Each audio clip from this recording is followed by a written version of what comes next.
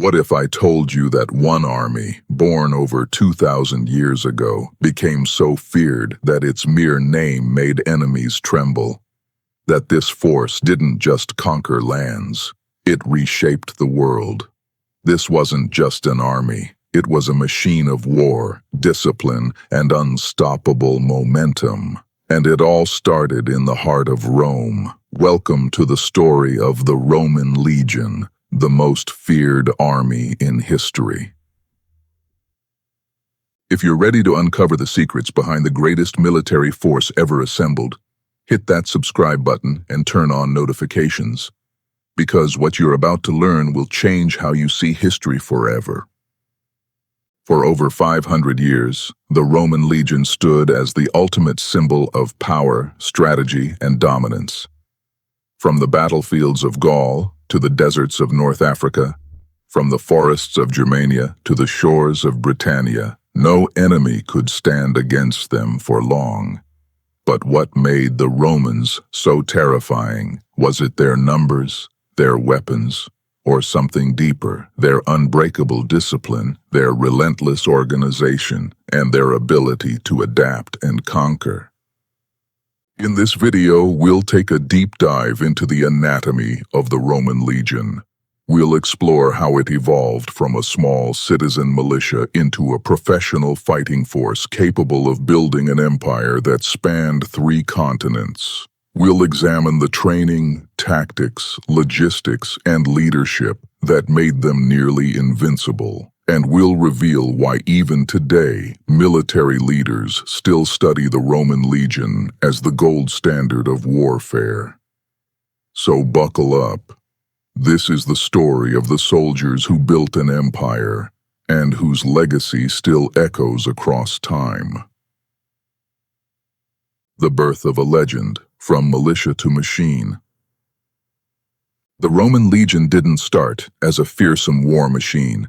It began as a simple citizen militia in the early days of the Roman Republic around the 6th century BCE. Back then, Rome was just a city-state surrounded by powerful rivals like the Etruscans and the Samnites. To survive, every able-bodied male citizen had to serve in the army when called upon. But as Rome grew, so did its military needs. By the 4th century BCE, the Romans realized that raw manpower wasn't enough. They needed structure, coordination, and discipline. That's when they introduced the manipular system, a revolutionary battlefield formation that divided the army into smaller, flexible units called maniples.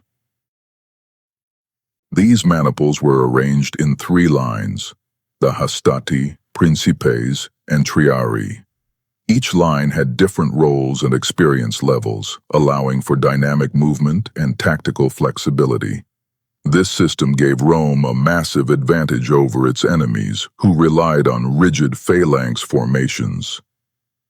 And then came the turning point, the Punic Wars.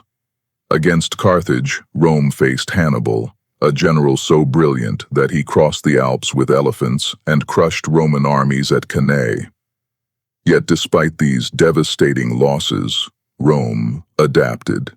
They reformed their legions, embracing more professionalism, better training, and stronger leadership.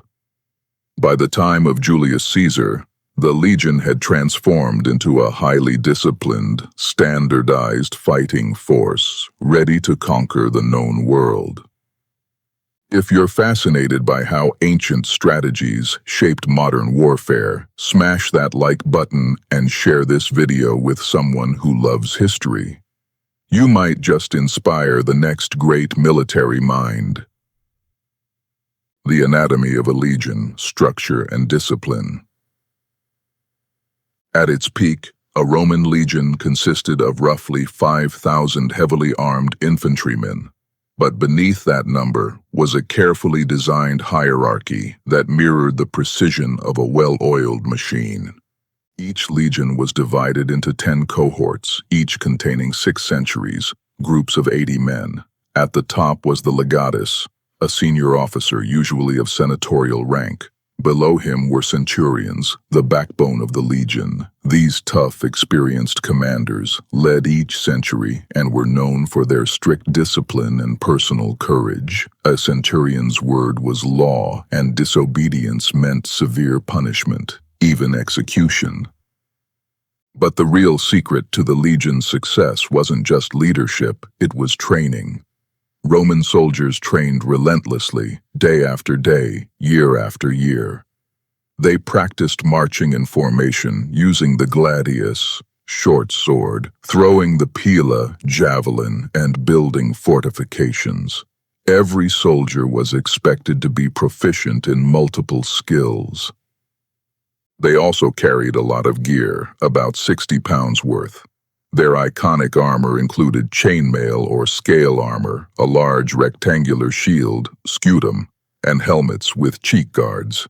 This equipment allowed them to fight both offensively and defensively, especially in tight formations like the testudo, tortoise formation, where soldiers locked their shields together to form a protective shell against arrows and missiles. And let's not forget logistics. The Romans didn't just fight, they planned.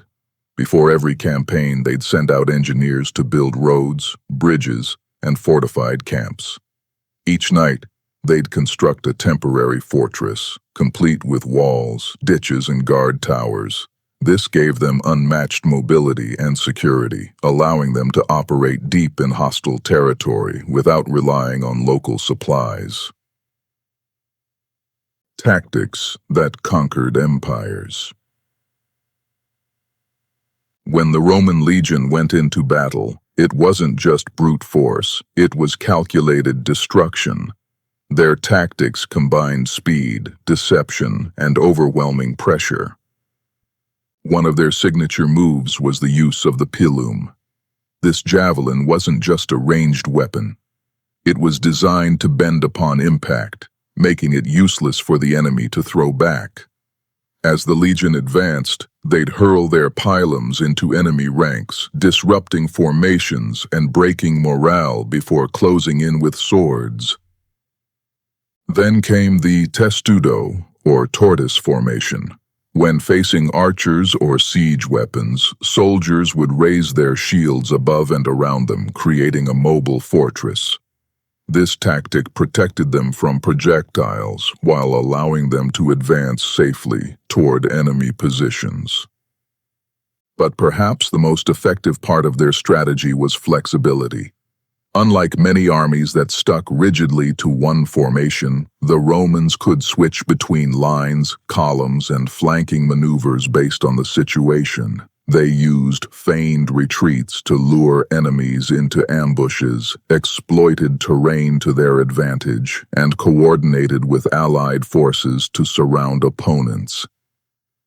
And when the moment came, they struck with ferocity. The gladius, a short stabbing sword, was ideal for close combat.